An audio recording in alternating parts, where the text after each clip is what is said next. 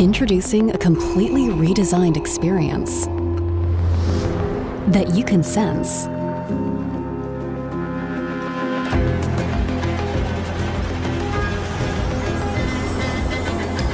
And that senses you. The new Dell Latitude laptops bring your work closer to you.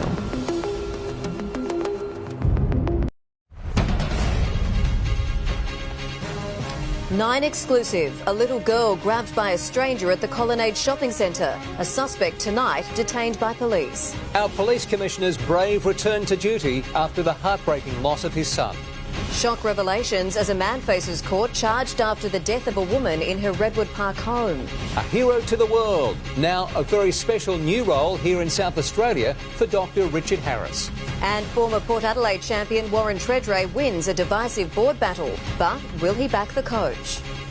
This is Adelaide's 9 News with Brenton, Ragless and Kate Collins.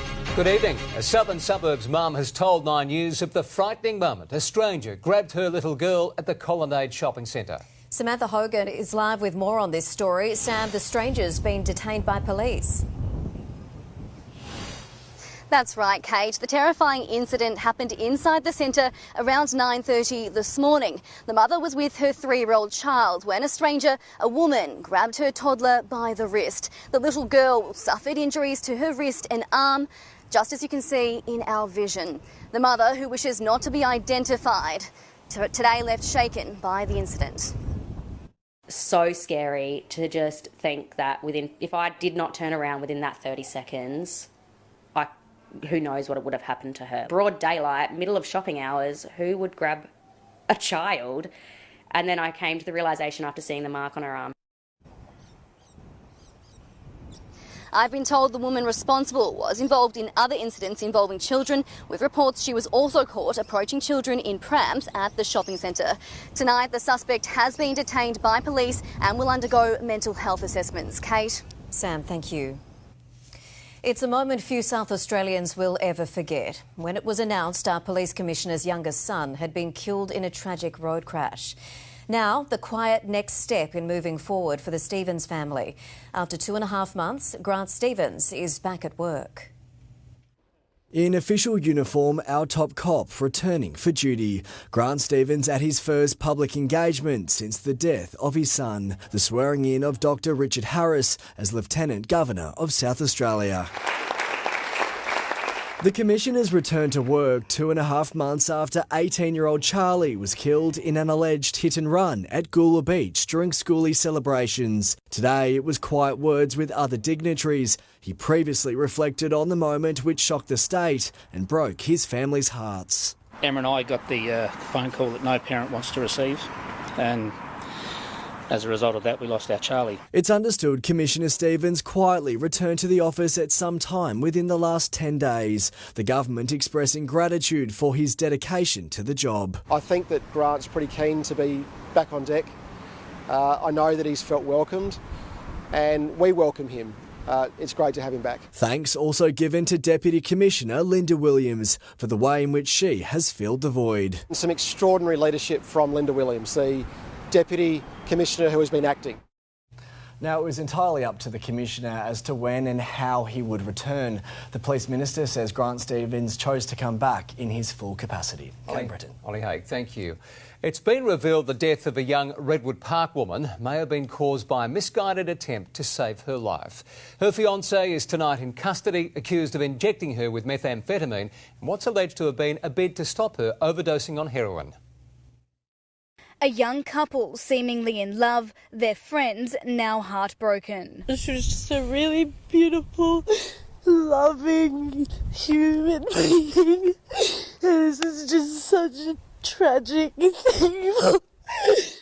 26-year-old Amy Bowden was found dead inside their Redwood Park home early yesterday. Her fiancé, Ethan Ross, arrested, accused of injecting her with methamphetamine in a misguided attempt to save her life. This is just so unfortunate that it came to this. It's alleged Amy was overdosing on heroin and that 27-year-old Ross first tried to get legal drugs from a chemist to reverse the effects before injecting her with the illegal drug, thinking it would wake her up. He called an ambulance, but it was too late. It's quite sad to lose someone in the community, and especially a sudden death, which has been quite traumatic. Ross is a cybersecurity expert. Until recently, the couple ran a consultancy business together from their Somerset Avenue home. They moved there from Melbourne a year ago. We've been here for probably 50 years.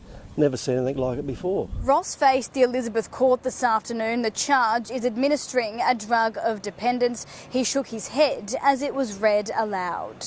His parents were there but did not comment outside. An autopsy will determine if the methamphetamine was the cause of the death. This is going to be very heartbreaking. A decision on home detention bail will be made next week. Inga Nielsen, 9 News. Full of optimism and promise, and always with a big smile. They're some of the words used to remember the young international student killed by a fallen tree branch in the North Adelaide parklands. Members of her family today arriving from Indonesia, preparing to take her body home. Fit and healthy, loving her life in SA. Alafia Suryo loved cycling, running and cars, moving to Adelaide a year ago to undertake a master's degree at Adelaide Uni. In Adelaide, she was very, very happy because she could express her feeling there. But on Wednesday, the 22-year-old, out for a run, was resting under a tree in the parklands when a large tree branch fell and killed her. Her best friend at home in Jakarta describing her as a dedicated friend and a smart student, wise beyond her years. I don't know why it happened to her and why she gone too soon. 9 News understands Alafia's family arrived early this morning and visited the site of her death. Some of her teachers also laying flowers there today. They say she was a young woman full of optimism and promise, quietly confident and always with a big smile on her face. While on social media, her grieving mother said Fia was a child who always looked after her parents. God willing, she will get the best place by God's side. Rest in peace, my darling. I love you so much. You're just like my big sister that always guide me. It's understood Alafia's body will be repatriated to Jakarta this weekend ahead of a family funeral. While detectives prepare a report for the coroner, they're calling for witnesses to come forward, including an older man and woman who left the scene here before police arrived on Wednesday. Brenton. Thank you, Josie. Former Port Adelaide captain Warren Tredrea has won a high-profile battle to join the Powers Board, narrowly beating fellow club great Bruce Abernathy in a members' vote. The man who once described Ken Hinkley's position as untenable now says he wants to help the coach win this year's flag. From on-field champion to key player in the Alberton boardroom. Warren, welcome. Thank you.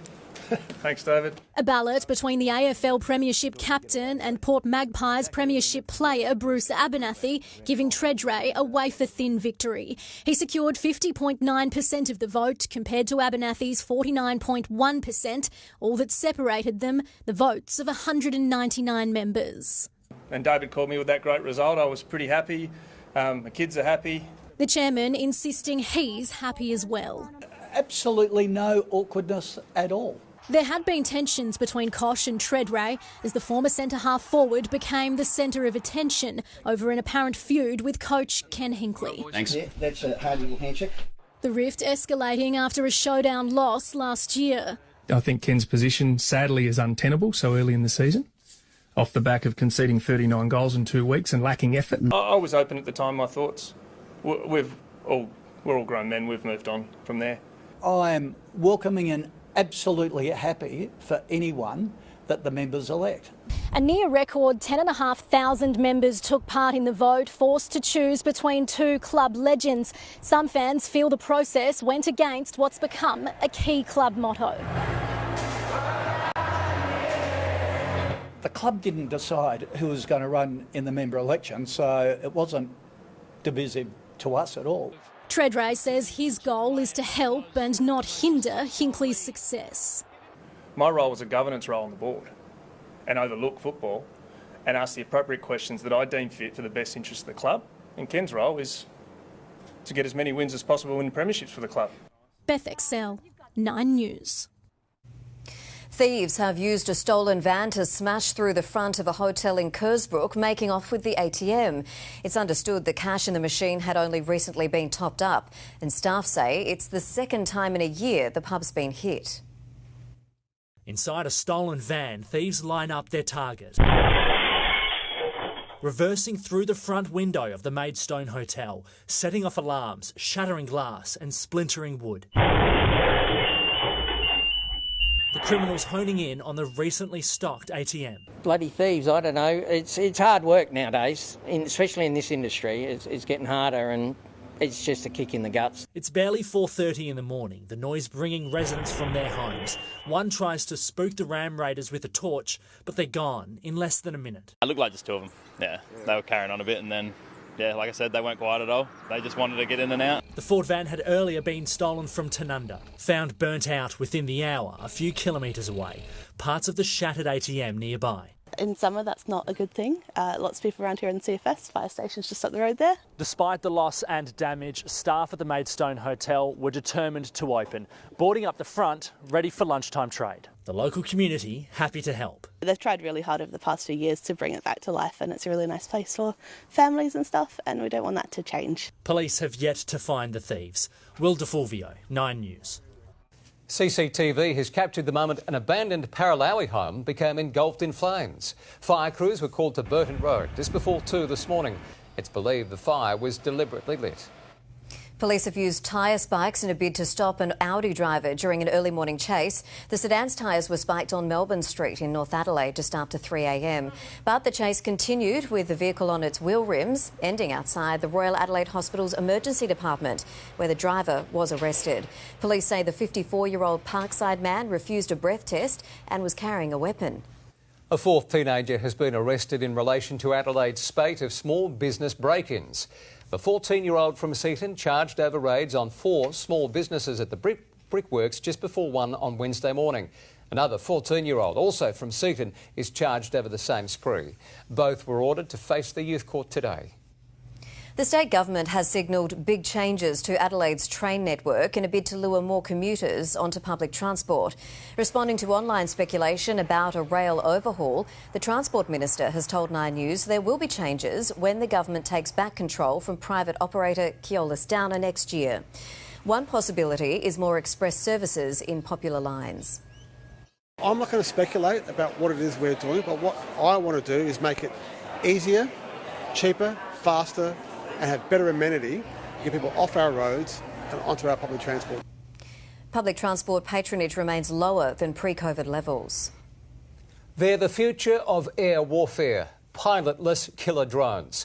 And Australia is tonight a step closer to having its own homegrown fleet. If the ambitious project goes to plan, it could be a lucrative defence export. Meet the Ghost Bat, Australia's next generation fighter. A crewless killer drone, it can go on bombing or surveillance raids alone or provide extra firepower for piloted stealth missions. This technology has the potential to turn a single fighter jet into a fighting team with advanced sensors that are like hundreds of eyes in the sky. Ghost Bats are the first combat aircraft designed and built in Australia for 50 years. A project begun under the previous government. It's receiving another $400 million to take it to market. Both for the Australian Air Force and for international customers in time. Not only sort of a domestic benefit, but this will enhance our global reputation. But it's the reputation and quality of the ADF that's under fire from the Defence Minister. There is a way to go before we have that culture of excellence. I suspect Richard's frustrated as I was with the delivery of some of the programs and the cost overruns. Another source of tension is a difference of opinion between Defence and its civilian masters on what projects should be a priority. We need to be faster in our decision making and faster in our delivery. The speed of the boss is the speed of the team, and Richard Marles is low speed and high drag. Defence has a well-earned reputation as a department that eats its ministers. There were 6 in 9 years under the coalition, but Anthony Albanese is backing his man. We have a fantastic minister in the Defence Minister. Andrew Probyn, 9 News. And Nine's National Affairs editor Andrew Probyn has more on unexpected drama from the first week of Parliament involving Barnaby Joyce, a planter box and a passerby. Barnaby Joyce is no stranger to controversy. His personal life has regularly intruded into his public life, and today's no different.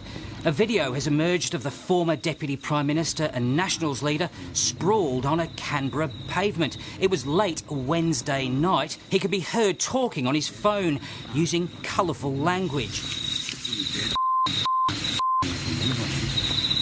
Barnaby Joyce told 9 News he'd fallen off a planter box while chatting on his mobile. If I had known someone was there with a camera, I would have got up quicker, he told 9 News.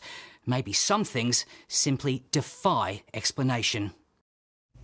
We've been given our first look at the prize our athletes will be competing for in Paris, with the designs unveiled for the Olympic and Paralympic medals. The winners will each take home a piece of Paris, literally, with a section of iron taken from the Eiffel Tower incorporated in the centre of each medal.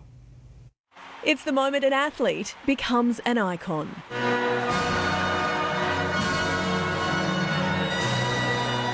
The pinnacle of any sporting career, and in Paris, the pinnacle of the city itself, at least a piece of it. We wanted to have this French touch, and we thought that the Eiffel Tower would be this cherry on the top. The design for the gold, silver and bronze Paris 2024 medals now unveiled. En 2024, le rêve est un bijou et Paris en est l'écrin. At their centre, 18 grams of iron from the original Eiffel Tower, built in 1889. The pieces of iron had been taken from the Eiffel Tower during routine maintenance over the years and stored in a warehouse. Now shaped into a hexagon and set like a jewel, surrounded by precious metal, crafted by a luxury French jeweller into ridges designed to sparkle. To have the Eiffel Tower present in the middle, it's for us the best demonstration that we want to offer the best of France to all the athletes. Aussie kayaker Tom Green won gold in Tokyo. He's ready to add to the collection. The design looks so cool, but at the end of the day, you know, we're not doing it for the design, we're doing it for what it stands for and what the Olympics are. 168 days to go. Jane Azzopardi, 9 News. That is so cool. Very impressive. Well, Tom Rehn is here now with what's ahead in sport, and Rennie, you'll have more on Port's board election a little later. Certainly will, Kate. We'll be live with those details on how things are going to work a little bit later, as you said. Hi, everyone. Plenty of football is coming up, including the return of a key Crow from injury, plus why James Magnussen plans to juice to the gills at the Enhanced Games. Thank you, Rennie. Talk to you soon. South Australian hero who made headlines around the world for his brave and bold leadership. Still to come tonight, Dr Richard Harris adds another honour to his long list of achievements, sworn in as our Lieutenant Governor. The details next. And Aussie superstar Margot Robbie spread some much-needed cheer at a children's hospital.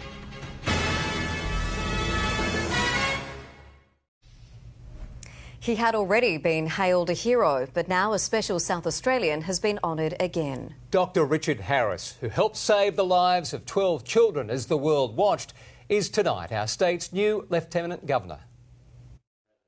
A selfless South Australian already hailed a hero, now another special honour. Dr Richard Harris sworn in as South Australia's Lieutenant Governor. I felt very proud actually, and I was thinking of my parents and family at that moment. In 2018, Dr Harris, who was a qualified anaesthetist and experienced cave diver, was instrumental in the world-famous Thai cave rescue. 12 members of a kids' soccer team and their coach freed from a flooded Thai cave after 18 days. Later that year, he was awarded the Star of Courage, Australia's second highest civilian bravery medal, and then in 2019, recognised as the Australian of the Year. To use our skills to help save those young boys and their coach. So when we came back, it felt like we'd just been to do a job that we were trained to do. And as if he's not busy enough, Dr Harris is also the author of 2 children's books written to inspire kids to be brave. The main character based on his own pet dog, Alfie. As South Australia's new Lieutenant Governor, Dr Harris will support the Governor in her role and act as the state's vice-regal representative in her absence. If I can help her out with some of her engagements and get to meet a bigger part of our community, that'll be a real treat for me. He's got the perfect demeanour to be able to engage with South Australians in both a formal way and an informal way, and is someone who's dedicated his life to service. So he'll do an outstanding job. Dylan Smith, 9 News. Well done. The Missing Persons Squad has taken over the search for Victorian mother Samantha Murphy, now in its 6th day. The 51-year-old was last seen leaving her home in Ballarat East for a run last Sunday. Police are appealing for anyone in the area to check dashcam footage for any possible sightings. An emergency is unfolding in Perth tonight where a huge industrial factory is on fire. The beachside warehouse at Kwinana is believed to contain agricultural products, including sulphur, fuelling the flames. Toxic smoke is streaming from the site, with firefighters battling the blaze in temperatures above 40 degrees. Well, it's not too late to register for tomorrow's Pink and Blue event at West Beach. More than 1,000 people are set to take part, tackling either a swim, a 2-kilometre walk or a 6K fun run. The annual event raises vital funds for breast and prostate cancer research. It kicks off at 10 a.m. And those at West Beach tomorrow will be hoping for clear skies. Carey is here with a check of the weather. Chelsea, what's in store? Well, plenty of sunshine right across Adelaide tomorrow. Might be a bit windy in the early morning, more so through the hills, but still should be quite a nice day for getting out and about. Today we've really had some brilliant Friday weather with blue skies across Adelaide. We made a top of 29.1 here in the city. Right now it's sitting on at 25 degrees.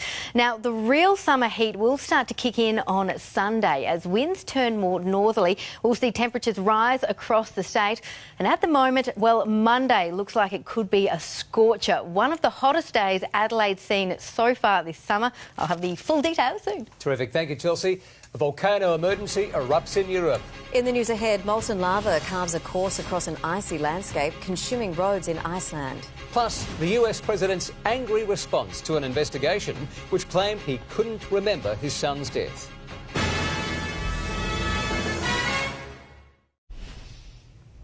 US President Joe Biden has addressed the nation to reject a withering assessment of his memory and mental abilities contained in a special counsel report. His predecessor was also on the defensive today, insisting he should remain on the 2024 presidential ballot. Cleared of criminal charges, the US president tried to wave off the special counsel's scathing assessments. That there are no charges should be brought in this case. But Robert Herr's investigation questioned Joe Biden's mental health, assessing he would likely present to jurors as a sympathetic, well-meaning, elderly man with a poor memory. Further, he did not remember when he was vice president. He did not remember, even within several years, when his son Beau died. Visibly angry, the president called a national address to respond. I don't need anyone to remind me when he passed away. Claiming his interviews with special counsel took place one day after the Hamas attacks, when he was managing an international crisis.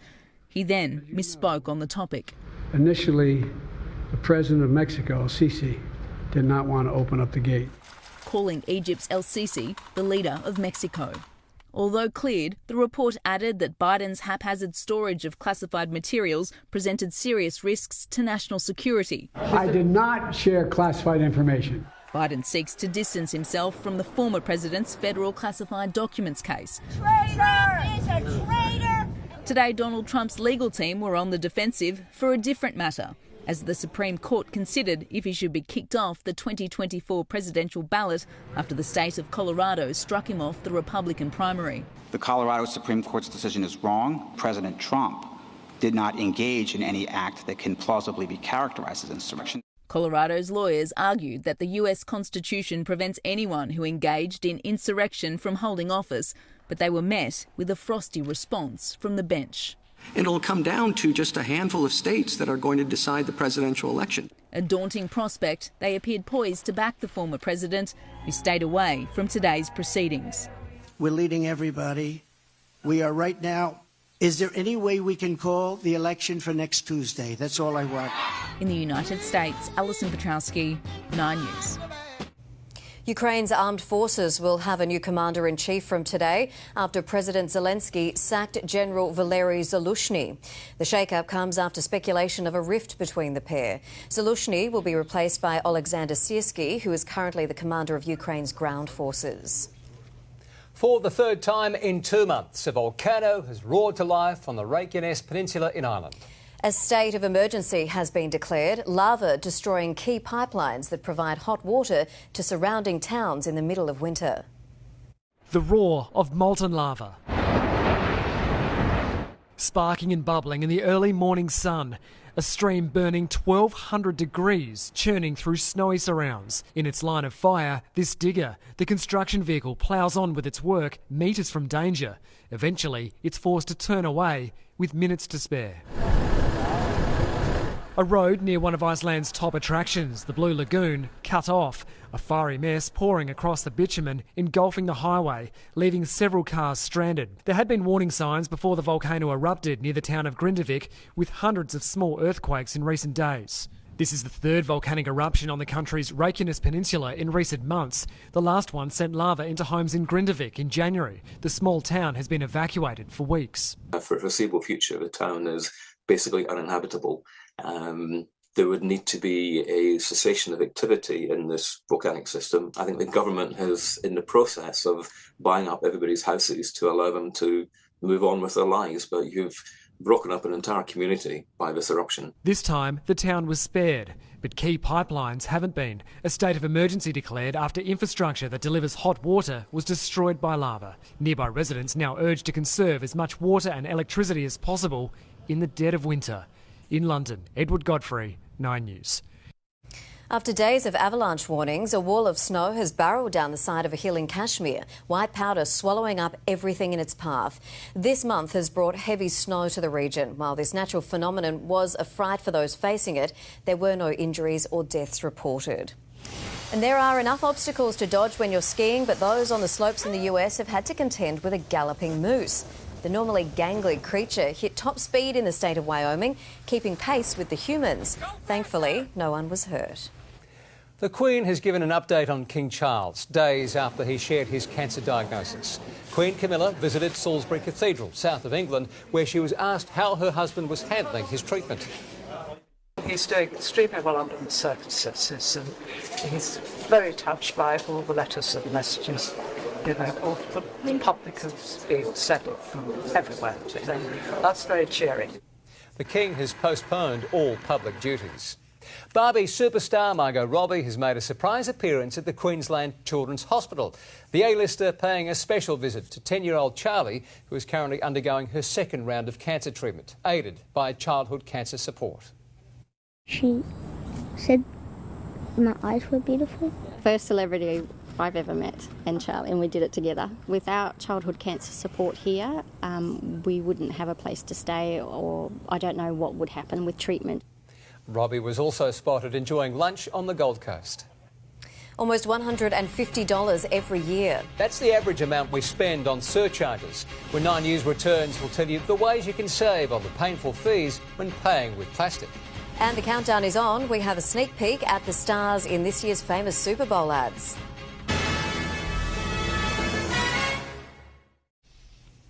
It seems the SunSmart message is getting through in South Australian schools. Cancer Council research says that half of all schools surveyed have 3/4 of their students applying sun cream before recess and lunch, a rate much higher than in other states. But there's more to be done. The Education Department launching a review of sun protection policies in all schools and childcare centres, including ensuring teachers are role modelling the safest behaviours. Well, it's the supersized sporting event that draws the biggest stars to the most expensive commercials of the year. When Super Bowl 58 kicks off, millions of people will be tuning in, not just for the football or the blockbuster halftime show, but for all the ads in between. This isn't Aquaman's audition for a musical or Peppa Pig's breakout role on the big screen. Now, if there were only someone made of pigskin. Bingo. Oh dear. It's a sip of soda and your first taste of Super Bowl 58. Tom, do you mind being an angel and sliding over just the thing? And one more big step right there and perfect. Big commercials, big names and big bucks. 30 seconds of airtime during the Super Bowl is costing brands almost $11 million. Mr. Messi! But it's not just all drinking beer and eating wings. There's a new fan base in football and advertisers know it.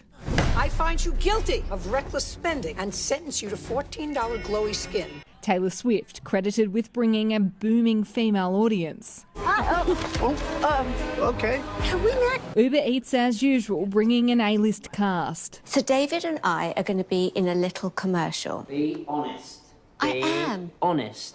Okay, it's a big commercial. Posh and Beck's working alongside an Australian to bring this ad to life. The T-shirt was actually her idea, and that just again gives you a bit of a sense of how up for this they were. Super Bowl 58 is expected to bring a record number of viewers. Why? Maybe it's the ads, or the football, or Taylor Swift, or maybe it's all of them, along with the halftime show. This year, it's Usher. Definitely has been a challenge to squeeze 30 years into 13 minutes.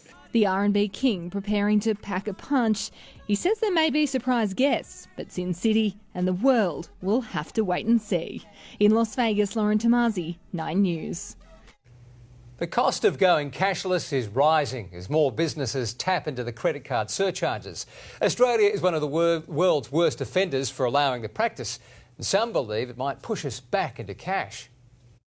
At Alta Community Coffee, your morning brew won't come with an additional cost for paying with plastic. We don't pass on the surcharges to our customers. We feel that, we absorb those as a business. Even though 85% of the cafe's customers are going cashless. Hospitality has been doing it tough recently, and so we understand that businesses might need to increase those fees. And what we find is customers really just want transparency about those things. Experts say we're now forking out $140 a year each to make purchases electronically as banks continue to hike the cost of tap-and-go transactions. They can take a $100 debit card transaction, send it to FPOS, pay about 30 cents, but then charge the merchant up to $1.90 for that transaction. So about a 6, 7, 800% markup. Aussies are leading the world in the cashless revolution, making on average 730 electronic transactions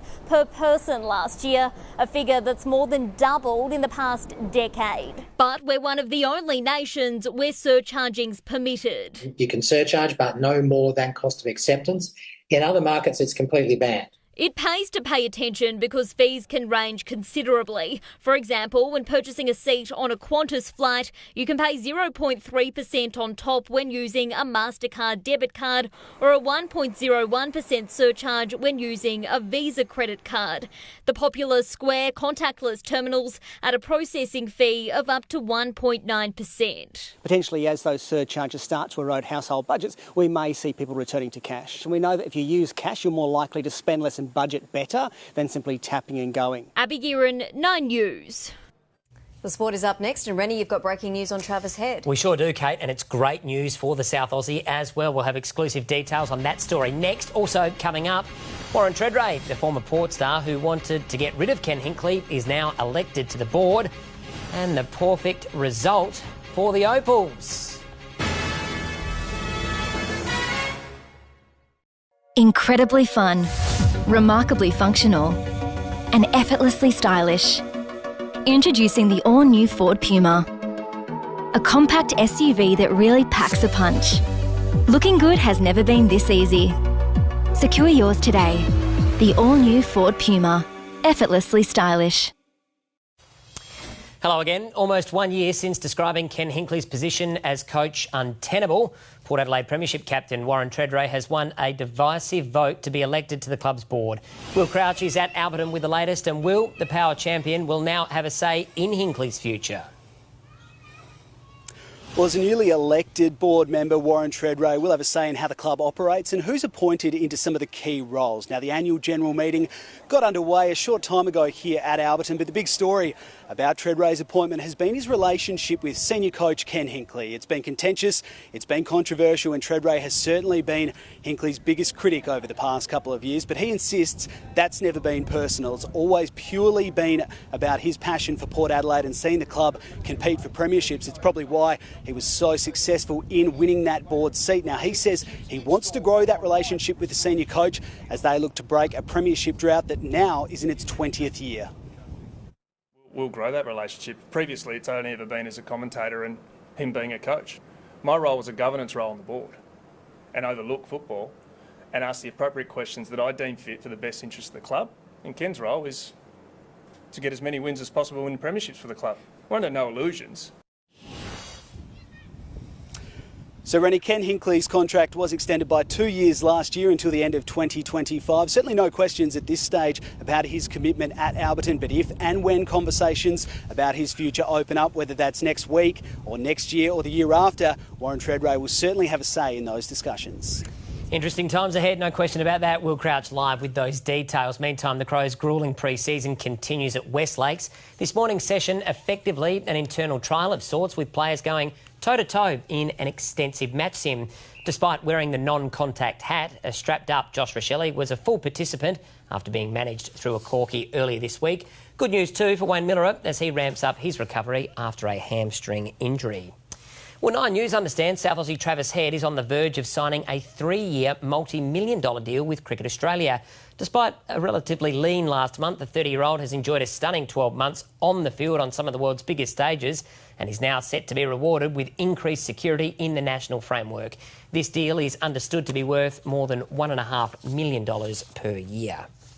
Well, Australian selectors have warned fans to be patient with all-rounder Cameron Green. Green has retained his place in the middle order for Australia's Test tour of New Zealand later this month, but is still finding his feet at Test level.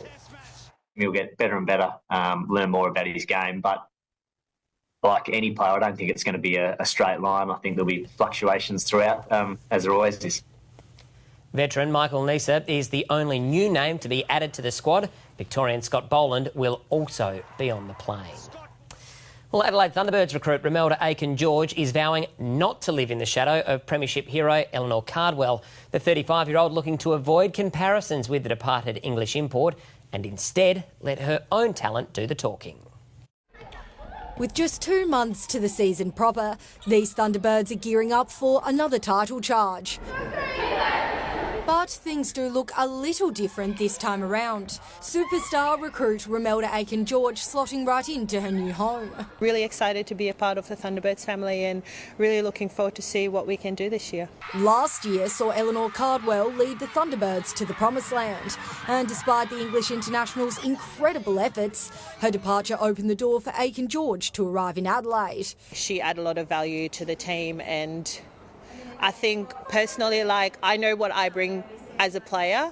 I'm not coming here to be like Eleanor. The veteran instead determined to bring her own flair to the Thunderbirds. My records speak for itself. I don't compare myself to any other shooters. I bring what I bring. Aiken-George will be hoping to lead the Thunderbirds to back-to-back grand finals and won't have any issues standing up. Currently holding the record for the most goals in a Super Netball grand final with 63. That is the main aim. I think any club wants to win a championship. Do the basic things really well, be confident in our game plan, and whenever we step out on court, we're here to dominate. Emma Henderson, 9 News. Well, Olympic silver medalist James Magnussen has revealed an extraordinary plan to take performance-enhancing drugs at the newly founded Enhanced Games. The 32-year-old retired in 2019, but a $1.5 million prize is his to take if he can break the 50 metres freestyle record. You know when you sit around at the pub with your mates and you say, what would you do for $1 million? I'd try and break a world record for $1 million. So that was the first thing. The controversial Enhanced Games will not be subject to drug testing and are slated to be held in December. Well, a subpar performance at the Men's Basketball World Cup has lit the fuse inside the Boomers camp ahead of the Olympics. And while Melbourne United star Chris Goulding has his sights set on Paris, today he couldn't keep his eyes off another form of the game. In a distinctive location where shoes equal style, this is basketball, but not as you know it. You'll see some things out here that you definitely won't see on an NBL court, that's for sure. Melbourne United star Chris Goulding loving every minute of street ball tournament Summer Jam. It makes for a welcome distraction with United in prime position to lock down the NBL minor premiership. If we win 1 or 2 out of our last 3, we'll secure top spot. No rest for the wicked. We want to win this thing, and it starts with securing top spot. It's set to be a hectic 6 months for Australia's men, who are desperate to make amends in Paris after their worst performance in a decade at the World Cup. There's a little bit of a bad taste in all of our mouths. We sort of spoke that that's half time. The second half is coming up at the Olympics. It was as if an Olympic medal was on the line at Summer Jam today. The 3-day tournament setting up shop in St Kilda Now into its 12th year, it's the country's largest basketball festival. Where we come from, like basically just mates at the park to a full-fledged basketball festival holding, national championships. The festival will culminate here on Sunday night with the men's and women's grand finals, the winners to take home $20,000 in cold hard cash. The Opals took their first step to qualifying for Paris, surviving a scare from Brazil and this feline court invader. What a game. We've seen it all tonight. While over in the States, Ben Simmons got his claws out in the Nets' heated loss to Cleveland. Braden Ingram, 9 News. And for tonight, that is our sport. Great stuff. Thank you, Reddy. Well, records have been smashed on Wall Street, with investors increasingly bullish about the economic outlook. Chris Kohler wraps up the week in finance. Wall Street's main index briefly topped 5,000 points overnight for the first time ever. It's gained nearly 5% in the last month, with Meta up 30%, Disney up 20% and Microsoft up 10%. Hasn't even seemed to matter that Tesla has nosedived. Here on our market, record highs this month, but not today. The ASX finished steady, with major stocks showing a mixed bag of gains and losses. And the Australian dollar heads into the weekend worth less than 65 US cents. It's also buying 60 euro cents and 51.5 British pence. Thank you, Chris. Well, heating up in the coming days. Chelsea has the weekend weather for us shortly. Now, though, keep in mind tomorrow's speed cameras. Wake up and laugh with Adelaide's #1 breakfast show. Rudits and Laws, weekdays on 104.7 Triple M. For the latest Adelaide news and traffic.